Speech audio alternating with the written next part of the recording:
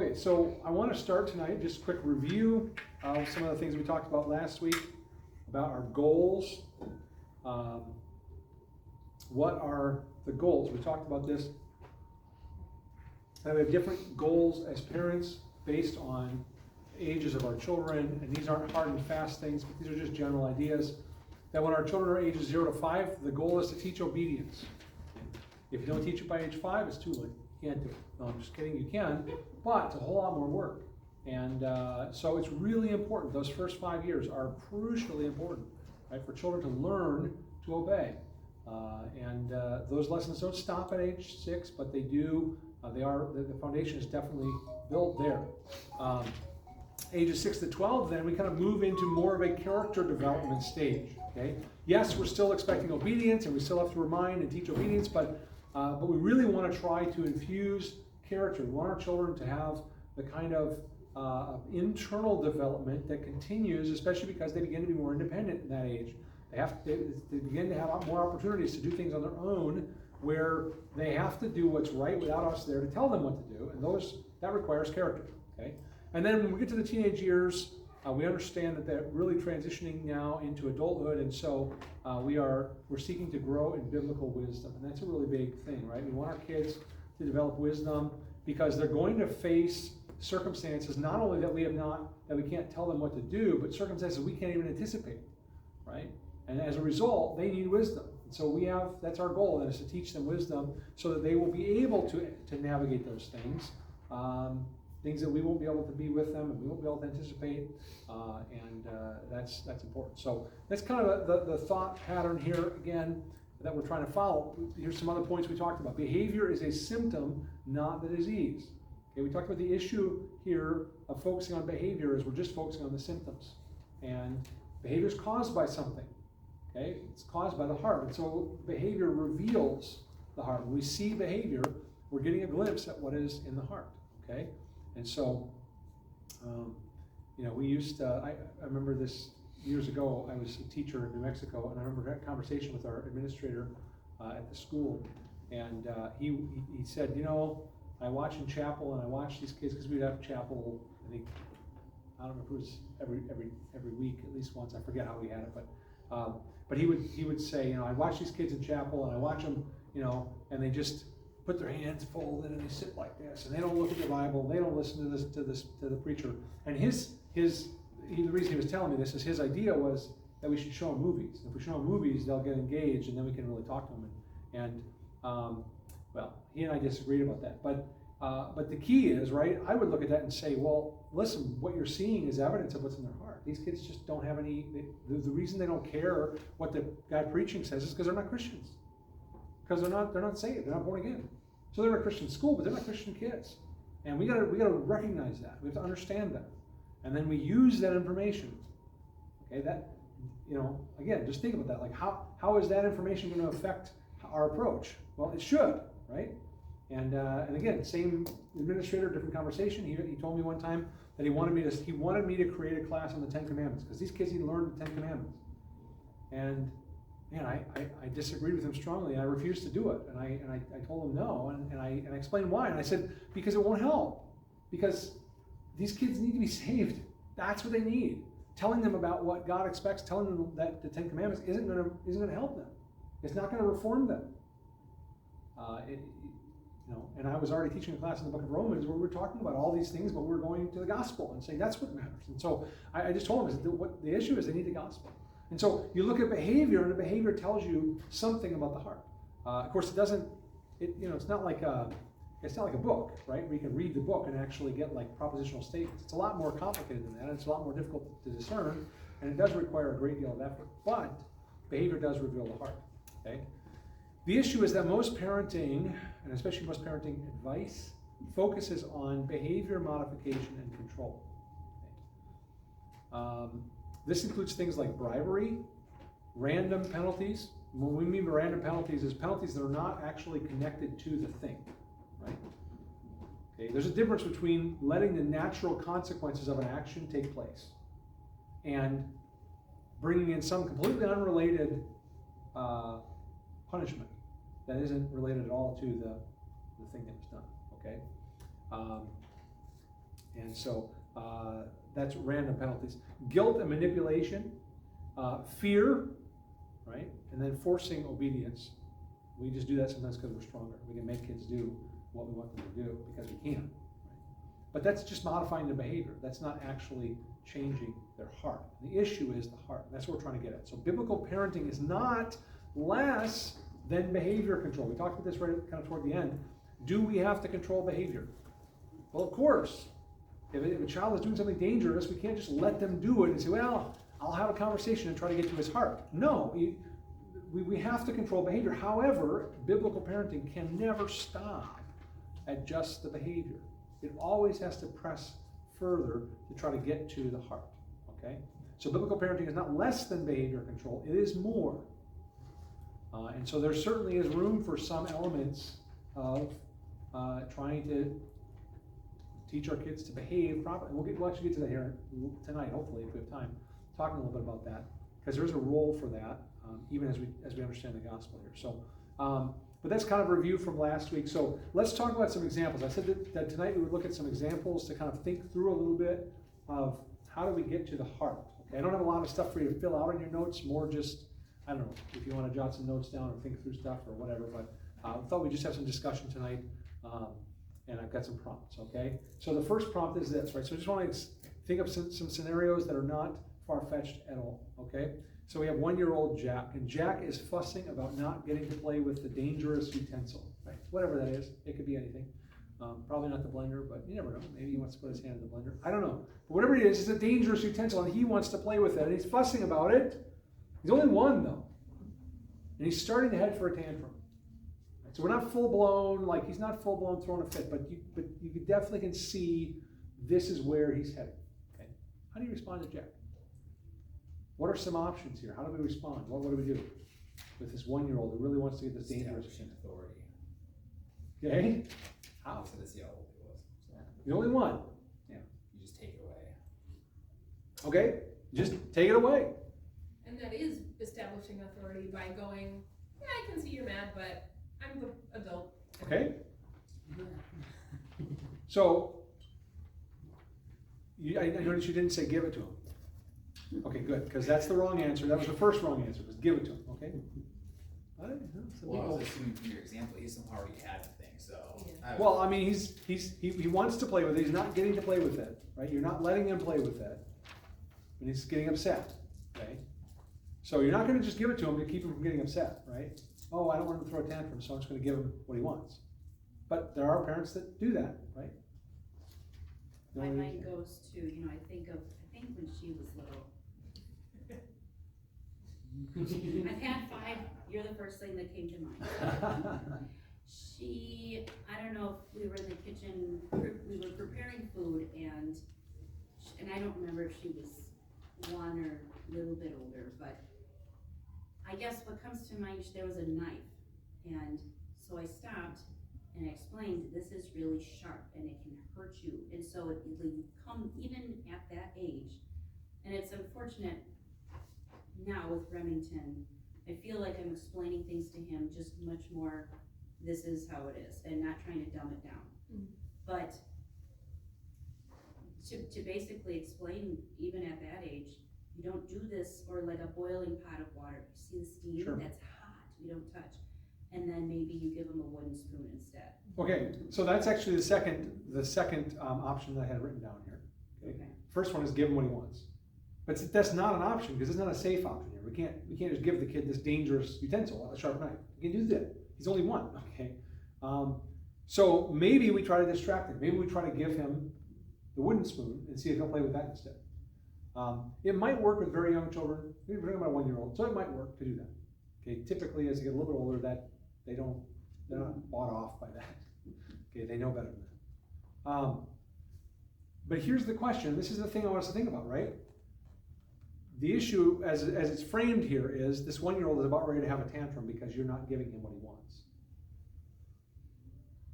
So what do we do there? I think it gives kids a sense of stability when they see, oh, mom's not gonna be shaken by my emotions. Okay. A kid can have their big feeling or whatever, and the parent is still gonna hold that boundary. So is there any, Work through their emotions. what's that?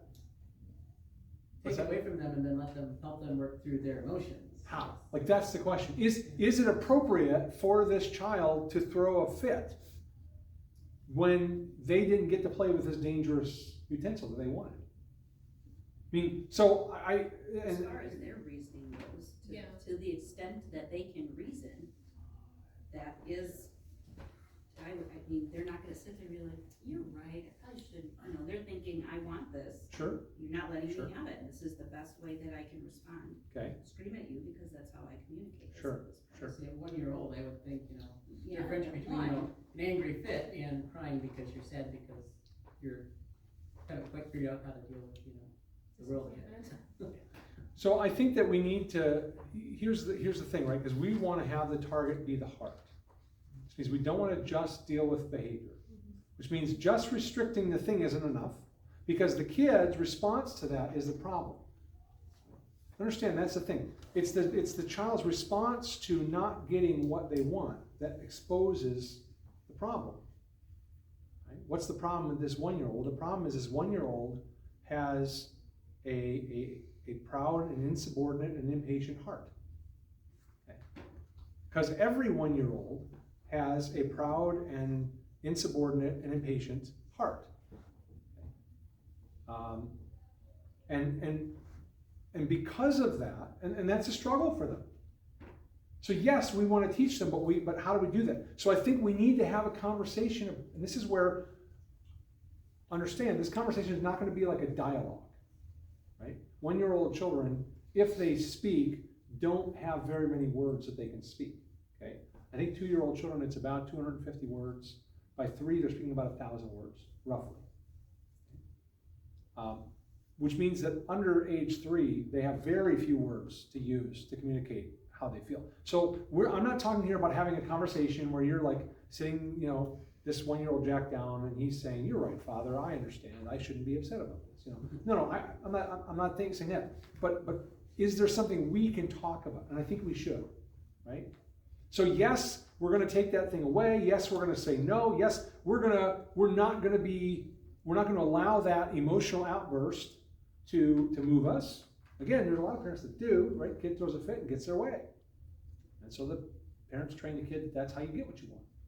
We're not going to do that. But then even there, we need to communicate to this child that, you know what, you want to get angry and throw a fit, but that is the wrong way for you to act. Why? Because you got a fussy heart. And that may be the language we have to use with a 1-year-old, right? And they may not even understand that. But we are beginning to talk about their heart. And that's what I'm suggesting here, is that even at age 1, we can begin talking to them about their heart. Whether they really grasp that or not is irrelevant, right? Because we're setting the tone. But the issue here is that your heart is fussy. Your heart it shouldn't be. We shouldn't have a fussy heart. Actually, this is part of my sermon on Sunday. I won't use fussy heart, but it's kind of the same idea. Yeah, it's there. And it'll come out, I think. But the point is, right, that we should not have, right, 1-year-olds deal with this, so do we, right? Pride, insubordinate, impatient, complaining heart, okay? So we got to start dealing with it even at that point. We see the evidence in their behavior. The behavior here isn't so much that I'm going for the thing that's dangerous. The behavior is, what do I do when I'm told no about that, right? And what do I do is I throw a tantrum. Okay? And yes, we can just ignore the tantrum, and that does demonstrate to the child that this is not going to get your way. And that may be fine, but even then, at some point, we need to talk to the child. We need to say, maybe after the child's calmed down, we need to say, okay, now, you got really fussy when I told you no about that, because your heart really wants to do this thing that you want, but that's not the way that we should be, okay? And just even a simple conversation, probably not long. We're talking about a 1-year-old, right? But the point is that even in the beginning, we begin to start to try and have these discussions, okay? And press beyond just the behavior to try and talk about their heart. What's going on in their heart? Okay, let's move on to another one. You got 2-year-old Christina. This is you have been here if you're a parent. 2-year-old Christina, she's sitting in her high chair and she is dropping food off the tray. But this is not like she's just fumbling for food because she's, no. She's watching you. She's rolling the Cheerio back and forth and then tipping it off the edge of the tray and watching it fall to the ground. Right? How do you respond? What are some options about how we might respond to something like that? Gotta take a break from lunchtime for Okay. 2 minutes. I was going to say no more food. That might be a little bit extreme, right? 2 minutes.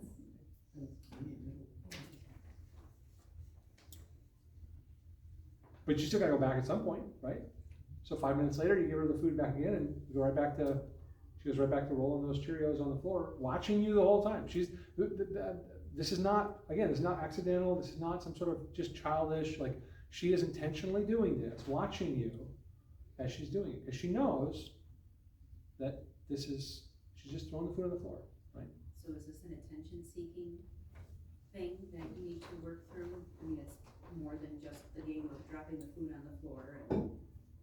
Oh, the dog's there, and it's funny to see the dog go. Well, the dog might be there, and it might be fun to watch the dog eat it. Okay. I think from here I'm kind of assuming that you've already told your kid that this is not something we should be doing. Sure, I think we can assume that, safely assume that, right? She's looking at you. She knows that she's not supposed to do this. You've told her, no, don't throw the food on the floor, right? And she's doing it anyways. We use "when you do this" statements a lot with both kids. When you do that, that tells us you're done with your lunch. Or Okay. something like that. If this, So- then that. Yeah. So one of the things you can do, and that's kind of it's not completely a natural consequence, but it's at least tied to the consequence, right? You're going to throw the food on the floor, so okay, you can be done. Okay. If I were going to use that, I wouldn't use that for a 5-minute delay. I would be like, okay, you're done. Food's over. Okay. And when you come back in 30 minutes crying about food, guess what? Too bad. Dinner time's at 6, okay, or whatever. But okay, still, none of that's actually dealing with the heart. That's still just external. There's some other options. Maybe you could sit down and feed her by hand, right? Make sure she can't drop anything else on the floor. Of course, that's still behavior modification. What is it? It's forced obedience. I'm going to sit here because you're locked in the high chair, and I can sit here and I can feed you by hand and make sure none of this goes on the ground. Okay? And if she's doing it for attention, you've fallen into the trap. Okay, you've given her the attention she was asking for, but in a way that was inappropriate to ask for. Okay. Another alternative that some people might do is offer her food that she really likes, so that she won't drop it on the floor. Maybe she doesn't like Cheerios. Maybe if you offer her something else, then she wouldn't throw it on the floor. Now she has a cheat code for the next meal. Well, that's exactly right?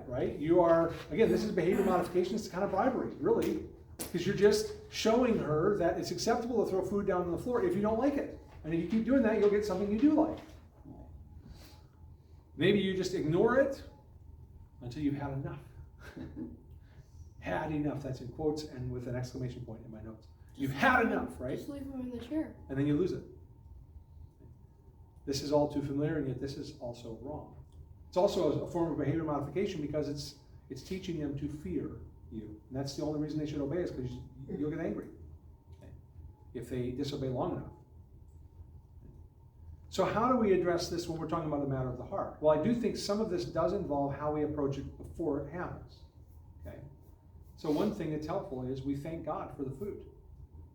That actually helps us because we can frame this. One, it's a positive instruction. We're going to get to that in a couple of weeks. We're talking about how we use our words to instruct. We call that formative discipline. And we're going to talk about that. It's a big part of discipline. We think of discipline a lot of times as being the what do we do when they don't obey, but the formative discipline part is all the stuff that we do before, where we're explaining to them what we want, and we're teaching them and showing them and all that stuff. So part of this is, right, what do? We model for them. We talk to them about how we thank God for the food. Why? Because that's going to give us the foundation to have a conversation about why we don't throw food on the floor. And get this, the reason we don't throw food on the floor isn't because it makes mommy have to sweep the floor up again because she's tired of sweeping the floor up. That's a very personal thing. It's a very selfish thing, but that's not really a good reason for our kids to obey, right? And the reason we don't throw food on the floor isn't because we're afraid mice will come and eat it. Although that's probably a concern, and but at the same time, like, no, what's the reason? Well, we can frame this. We can say, listen, we thank God for this food. God gave us this food. And because God gave us this food, we don't want to be wasteful, right? We want to have hearts that are thankful, not be ungrateful for what God has given us. See, what's happening is when the child, again, we're not talking just, this is probably, again, as Sam mentioned, there's going to be a conversation at some point to say, no, we don't do this, right? That instruction has to be there. We're assuming that. I'm not saying we just add this, our kid doesn't even know it's no big deal, and all of a sudden we're jumping on them because they drop a Cheerio on the floor. But I'm saying this is something that is defiant behavior. This is something that we've told them, no, don't do that. Okay? But we need to explain to them why. And we explain to them in this conversation as we talk with them, as we try to deal with their heart. What's the problem? The problem is if you don't show thankfulness for what God has given you, that's a problem of your heart. Okay? Because you're not being thankful for what God has given you. And it's a whole lot better than think of the starving kids in Africa or whatever, Not that we don't care about the starving kids in Africa, but this food isn't for them, and I'm going to get to them anyways. The reality is God gave this food to us, and we should be grateful for it. Now, again, the whole issue of food is a big topic, and I don't want to go down that rabbit trail so much tonight, but I will just say, right, it's not necessarily wrong to, if you figure out, like, there's things that your kid just genuinely doesn't like to eat, okay, to make accommodations. That's not what I'm talking about. Right? We're just talking about here being ungrateful for something. Just someone who's just being wasteful, right? And that is something that our kids will do because they don't have an appreciation for the fact that God gives us these things and we should be thankful for them. Okay? And so to teach them that, we have to have this conversation. What is this revealing about your heart? Right? And again, it's only a 2-year-old, so it's not going to be a big, long back and forth, but there's going to be there's going to be some statement made. Hey, when you throw food on the floor, are you showing God that you are thankful for what He gave you, or are you showing Him that you don't like what He gave you? And that's a thing that a 2-year-old can begin to understand. You can start to have that conversation. Just, again, pressing this point to the heart. Because we want our children, and this is the key, it's not just that we want to see what's going on in their hearts. We want our children to see what's going on in their hearts. Right? We want our children to understand that their heart motivation is what's the issue here. Okay? I got a couple more here to consider. How about 4-year-old Sandra? Sandra bites her sister during a disagreement. That ever happened in your house, Phil? We just had it happen today. I should have asked Bobby how she handled it. Oh, great. We'll put her on. He scratched. She's not here. Esther really, really bad in their car ride home. Okay. And Esther came in like crying. Okay. And I just saw the after reaction. Ruthie was pretty horrified. So she looked like she was very actually sorry.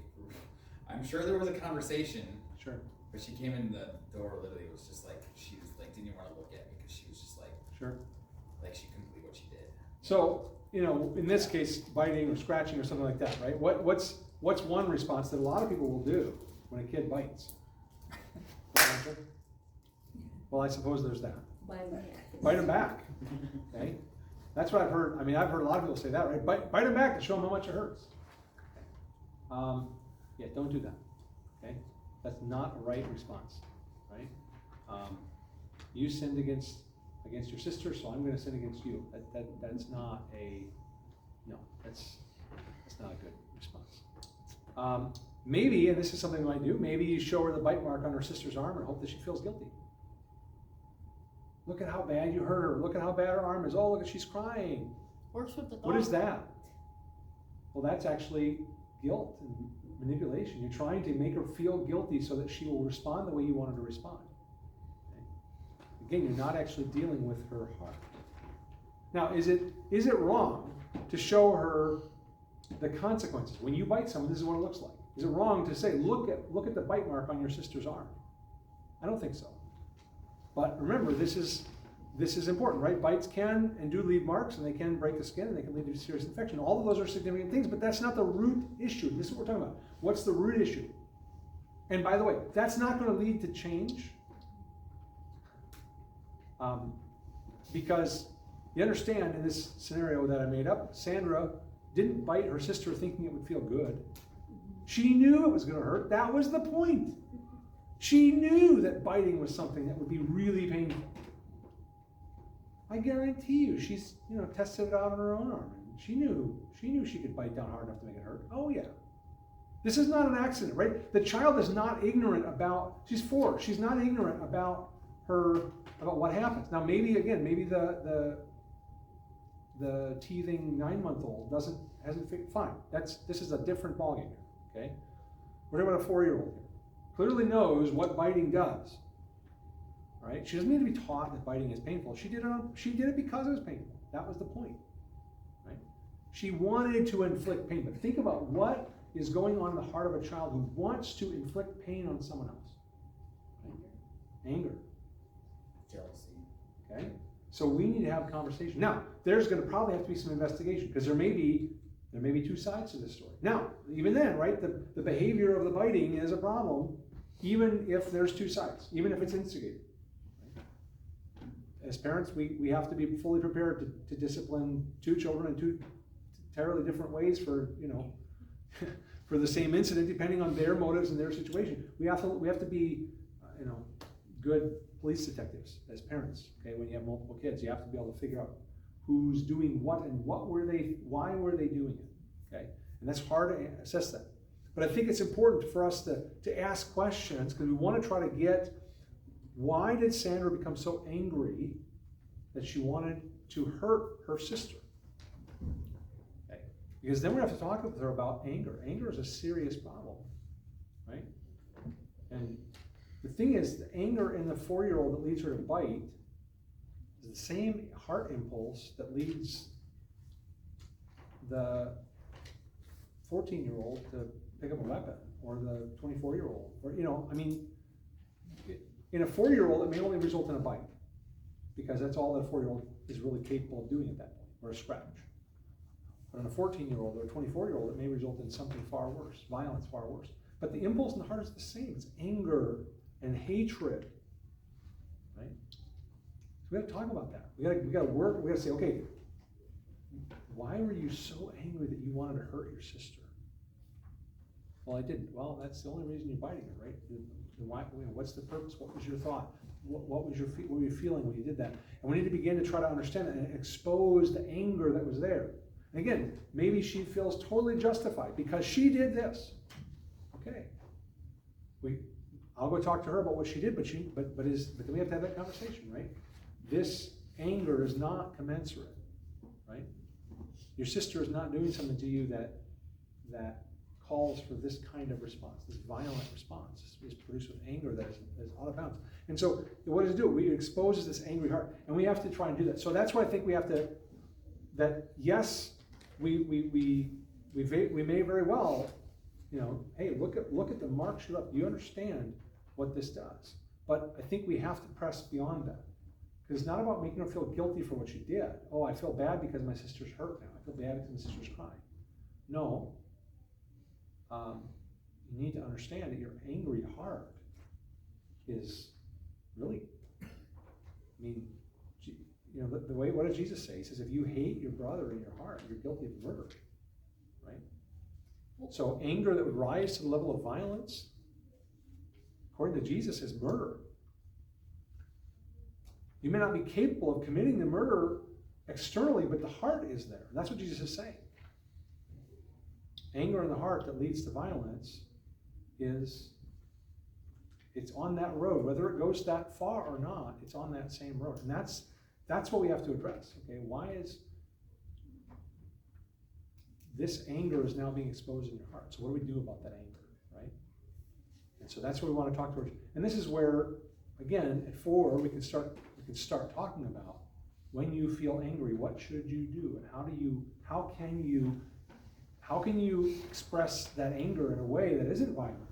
And how can you ask for help if you need help because you're in a situation where you don't know what to do and you feel angry and you're hurt? Okay, but that's important to get to that heart issue of anger, right? Very serious one. Okay. All right, number 6. Okay, 6-year-old Tony. In my notes, his name was Michael, so I changed it to Tony so Michael wouldn't feel singled out. I figured we wouldn't have a Tony here tonight. I was hoping. 6-year-old Tony is interrupting at the table after being told not to do so. Okay? So 6-year-old Tony just won't stop interrupting. You've been told not to do it, keeps interrupting. How do you respond? What do we do? Maybe let him leave. Okay, kick him away from the table, send him away from the table. Well, that certainly could be something that we do. Banishment from the table. That seems like to me, and maybe this is my impression of that, but that seems like a random punishment. Or It's not it really might- directly connected to that. It might be giving him exactly what he wants. He might be Sure. just done and wanting to get away, which in some kids might just be because they are peopled out and need some space, and some kids might be, they just have better things they wanna be doing. Well, and So yet they need either to way, learn. there's no excuse for being rude to other people. Right. And that's the issue, right? So that we might justify the behavior, but that's not really the point. The point is he's been told not to do this, and he's doing it. So the point is now, regardless of the reason for doing it, he's disobeying. Would it be bad to hear what he has to say, just to give in? Oh, so maybe we just let him be rude and let him talk over everyone so no one else can have a conversation. Even he's been told not to do that. So now we give in, see, that's not an option for us if we're gonna be godly parents, because remember we said this before, we are people under authority and our children have to learn to be under authority, which means that letting our kids disobey is not an option that we can entertain. So that's not an option. I think the assumption is this kid is not saying anything that anything of value. Well, whether he is or isn't, he's been told not to do this and he's doing it. So is this a lack of self-control? Well, certainly. But it's more than that. Because it's disobedience. Because he's been told specifically what to do or what not to do, and he's defying what he's been told to do. Now, here's one option. This one is it's kind of like the biting the back. Let everyone else at the table interrupt him. See how he feels. See how he likes see if he likes it. Well, again, that's the same thing as saying, well, you sinned against me, so I'm going to sin against you and see how you like it. That is not a way that we should ever respond to our children when they do what is wrong. Okay? Maybe we take away his dessert. All right, you don't get to have dessert because you're not listening, you're not obeying. And that's actually not a bad idea, I guess, kind of almost as a result, like a consequence of your behavior, right? If you're going to be rude and dismissive, then you're going to miss out on what comes next at the table. Maybe related a little bit to removing him, but it's still borderline to be a form of random punishment, I think. Not directly connected. Yeah, and sometimes we remove him, but that's, because we're trying to have a conversation. And Sure. Immediate response, it's not really dealing with him, but, that's not so much removing Sure. him from the situation. So it's more of us removing him from the situation. Well, so a couple things with that. One is there's a difference between a 4-year-old and a 6-year-old in this. So there's some measure of developmental difference we have to understand, right? A 6-year-old, remember we're dealing with a 6-year-old here. Mm-hmm. This is a 6-year-old, he's a school-age child, right? So he's expected to go to school and sit and raise his hand when the teacher wants him to raise his hand and listen and, go to nap time and sit on the floor during reading time and do whatever. He's expected to learn how to know at this point how to follow simple instructions, and he's not doing it. So there is a difference, I think, with a younger child. But even then, we have to be careful that what we're doing is we're not then, because if we're not careful, we miss the opportunity to teach them how to sit quietly and patiently and listen, or at least not be rude and be unobtrusive when maybe he doesn't. Maybe he isn't interested. Maybe it's boring to sit there at the table. But you know what? That's something he needs to learn. Maybe he needs to learn. Yeah. That's okay. You're sitting here. And I was like, and you're going to be obedient. Right. And just sit. Now, so that's where we have to get to this. It's okay to be bored. It's not okay to be rude and disobedient. Okay. So it is okay to be bored. You can be bored. That's actually okay. There's nothing wrong with that, and that doesn't say there's anything wrong with you either. That if you're a 6-year-old boy and you're sitting at the table and the adults are talking about economics or something, yeah, I expect you to be bored. Right? Fine. But that's still not an excuse to be disobedient. That's the key here. Okay. One more, and then I've got. You have something to say or a question? Okay. If it's I want to hear how we're going to respond to you next time this happens. Sorry, I just interrupted you. I've seen Remy do this quite a few times. Mom comes in and interrupts him, and he's like, "Don't interrupt me, I'm playing Lego Yurt Night." And it's like, but he can't go and do it, so he doesn't understand it. What do you, I'm not understanding. I'm not following Like, yeah, I'm not following that. When you and Dad are talking, he can't go and say, "Hey, Mom, Mom, Mom." But when he's doing something, he comes in, you come in and I can come in and tell him he Yeah. need to stop, or because I'm the authority. yeah, but to him it's like, He's gotta learn that, right? Right. He thinks if Mom does it, I can do it. Mhm. But you guys have to understand, we're the authority, and that's the obedience. There's a chain of command there. Yeah, there's an expectation of obedience. So I think that here's a way that we can handle this with Tony is, again, we explain to him that if he continues to interrupt, he is going to be disciplined.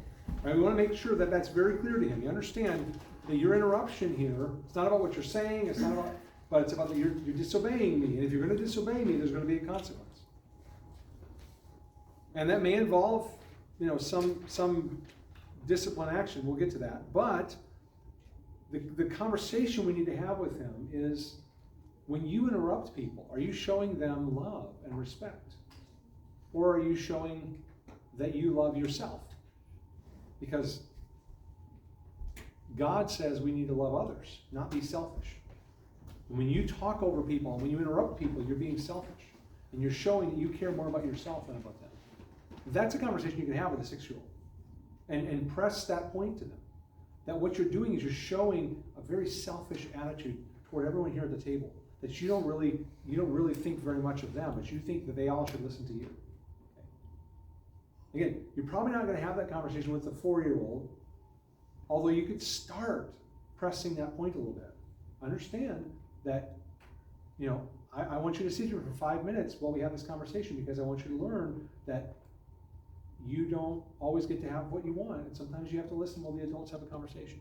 Okay, and then it may not be a long thing back and forth, but you're going to press that a little bit. Hey, I want you to learn to put yourself aside here for a few minutes and do something for other people. Okay, show respect for other people by not interrupting and things like that. So I think we want to have that conversation. Okay, and we want to try and press that point. The issue here is he's exposing his selfishness in his heart. He wants to be the attention. He wants to have the time to be able to speak whenever he wants. Well, that's not okay. And hopefully as adults we understand that, and so we're more gracious when it comes to conversation, and we listen when someone's talking, and we answer, and we don't interrupt them, and generally we're not always great about that, but hopefully we understand that. That's something that we're trying to teach here, okay? And really expose the heart. One thing I struggle about sometimes with Gavin, because he takes so long to get words out. Like, he can form like a pretty intelligent, thought, but it takes him quite a while to get through. And he said to me more than one time, "Was like, I was talking," because I try to finish a sentence, like, "Is that what you're trying to say?" And Yeah. Like, no, I was talking. It was like Well, trying to model patience, and not interrupting. Yeah. Frustrated by that, yeah. And again, that's where we really do have to have an understanding of our kids developmentally, where they at, because we want to try to be sensitive that we're not asking from them too much beyond what they're capable of doing at whatever age they're at and their own development. So that's important to understand that. And of course, no one knows that better than you as their parents, because you know them. But we're not even with that insight, we're gonna get that wrong sometimes. Yeah. Along with that, I think a lot about has Gavin learned the skill to, or even had a chance to be taught, introduced to a skill to make it possible for him to do what I'm asking. And like the idea of asking him to sit while we're talking, like just the idea of, he needs to learn that he can do other things with his mind. So in the same breath of saying you need to respect and, respect the people at the table by letting them speak without being interrupted. In the same breath, I might say, while you're sitting here, you can do this, think about this or whatever. I think that teaching a heart-related concept while also giving them the skill to be. Well, we can do that. I think, again, kids are pretty creative, so they kind Sure. of come up with stuff on their own a lot of times. I'm not sure how much we have to tell them. But I also think, again, the imperative here is the heart matter, that we really have to make sure we don't miss that. And we have to try to focus on that. Well, I think as an extension from the conversation, if the kid does comply, then I think that can be rewarded by saying, okay, we're ready to listen to you now. Sure. And then give him that attention that you expect from him, so you're modeling that too. Absolutely, absolutely. And again, that's a big part of this is learning to put others first. Doesn't mean that, well, kid, go sit in the corner, no one wants to hear what you have to say. That's not the same thing. And so we don't have to be rude or dismissive to our kids or disrespectful toward them, but at the same time, they are children, they have to learn, and we have to teach them, and we need to be diligent about that. Okay, I'm gonna keep moving because I got a couple more things to get to, okay? So, but this is one of the things we want to keep in mind, is that our goal with our children, right, is to lead them to Christ. The goal is not just to get them to turn into nice kids who do what we want. Our goal is to lead them to Christ, to help them to grow as disciples, to become followers of Christ. And if that's our goal and our commitment, then we're not going to stop with just correcting behavior. Again, we do correct behavior, but we have to then go beyond that. Okay? From the very earliest stages, and this is why I kind of try to think back at different stages, 1, 2, 4. Like, even from the very earliest stages, we see evidence of the struggle in their heart. And we need to read that evidence, and we need to then try to address the heart. Okay? And we're not doing it fully at those early stages, but we begin that process. And then I say it's a process because, again, it's not in one conversation. This is something that happens over years and years and years, and so we don't do this quickly. Okay? A couple of questions that people might ask about this idea of heart-focused parenting, and this first one's kind of a big one. How can I expect obedience from the heart if my children aren't Christians? They can't keep the law. How do I expect them to obey from the heart? And I think this is a really important question. Sometimes what happens is Christian parents will understand, okay, my kid cannot keep the law. They cannot obey God perfectly. And so, because they can't obey what God expects, this perfect standard, we substitute that with a standard they're able to keep. Let me give you an example. Okay, so your kid is going to school and they run into a bully. Now, of course, nowadays, that turns into a capital case and the bully is probably kicked out of school and he's probably incarcerated for 18 years and who knows, okay? He's got a big B branded on his forehead or something. I'm not sure what they do these days, bullies, but it seems like they freak out about it a lot. They have lots of meetings about it. Anyways, so your kid goes to school and he runs into a bully. So what do you tell your kid to do with respect to the bully? Stand up for yourself. Hit him back, right? Well, that's a gospel response, right? No, that's really bad advice. Okay. In fact, that is giving your child a standard he can keep. You are making your child a really, really good legalist, and you are turning him away from the cross. Because what you're doing is you're saying you don't have to do what God says. You can do what you want to do, which is you throw this. That kid punches you, you knock him right down. That'll end the bullying right there. Well, maybe it will. Again, it might be effective. Effectiveness is not the standard for what's right, though. Okay? Now, maybe you just say, all right, ignore him. Ignore the bully, he'll go away. Right? But ignoring the bully, that's also not what God says in his word. In fact, what did Jesus say? If someone is your enemy, what are you to do for your enemy? Love your enemy. Pray for your enemy. Wait, are you telling me that I can expect my kid to pray for and love the bully on the playground? Well, that's what you better tell him. Why? Well, because here's the thing, right? If I tell my kid, ignore the bully, he can do that. He doesn't need God's help to do that. He can just do that. He can walk away. If I tell him, hit the bully back, he can do that. He doesn't need God's help for that. He is fully capable of keeping those laws that I give him, because those are less than God's law. But if I give him God's law, and I say, you're to love the bully, you're to pray for him, what happens is my child is brought face to face with the poverty of his own spirit. I can't do it. You're right, son. You can't. Let me tell you why. Because your heart is completely without resource. You don't have the ability to do what God says you have to do. So your only hope is to turn to him. Your only hope is to trust in Christ, and the gospel can change your heart. And he can enable you to love your enemy. God and his Spirit can do that. You can't do that, but God can. You see, the conversation is immediately a gospel conversation because my kid is brought face to face with the reality that I can't actually do what God says. He expects perfection, and I can't do it. And my response to that as a parent should be, you're right, son. You're right, daughter. You can't. That's the whole purpose of the law. In fact, if you think about it, that's the point of the law.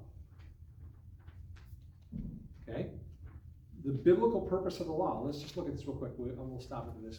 We'll save the other questions for next week. But Romans 7:7. Just one verse. It's in a whole discussion, but I think one verse is enough here to see. In Romans 7:7.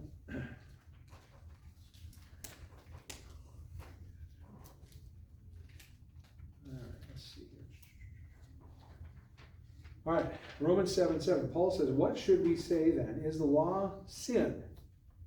Absolutely not.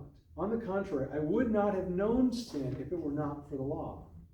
For example, I would not have known what it was to covet if the law had not said, do not covet. What did the law do for Paul here? What did the law accomplish in Paul? Made him know that he was a sinner. He says, I wouldn't have known that covetousness was even in me, except all of a sudden there's a law that said don't covet. And I saw covetousness in me. Okay. So in other words, what's the purpose? The biblical purpose of the law is to expose sin. Why? Because we can't keep it. That's the whole point. The biblical purpose of the law is to show us how deeply sinful we are and how desperately we need Christ. The law's purpose is never for us. It was never God's intention in the Old Testament for people to be saved by keeping the law. It couldn't have been done, and it wasn't God's intention. And that's actually taught in the Old Testament too, but the New Testament makes it explicit as well. God gave an impossible standard on purpose so that his people would become fed up with trying to keep it and would say, okay, I give up, I can't do this anymore. And that's when God swoops in and says, yes, I have grace. Okay. You can't do it. You never could do it. But I am gracious, and I forgive. That's the whole point. That's when we want our kids to get to that point, right? Because when our kids get to that point where they say, I can't do this, you're right. That's why you need Jesus. That's why you need to repent and turn to Jesus, because he can give you, he can change that desire. He can change your heart, okay? And if we as parents fail to hold out God's standard, okay, expecting our kids to obey from the heart, knowing they can't, but we expect them to anyways because God says so. If we don't do that, we rob them of the mercy of the gospel that exposes the sin in their heart. This is why I think it's really important for us as parents to not offer our kids a way out. Not offer our kids a lesser rule that they can keep. Because when we do that, we're giving them an out. We're giving them an option away from the cross, away from Christ, that says, just do this. Okay, you can't do that, so just do this. It's good enough. No, it's not good enough. That's the point. Okay? We'll turn our kids into little Pharisees who keep the laws as they understand them, as they see them very well. But as long as they're doing that, they're not turning to Christ. So I think it's an important thing for us to think about here. We're expecting our kids to obey from the heart, knowing they can't do it. But that's the key. That's the key to the gospel. And if you're a Christian today, it's because you came at some point to understand that you could not do it. And you threw yourself on the mercy of God and simply said, I can't do it. I can't be good enough. But God, I'm just going to trust you that you're going to hold on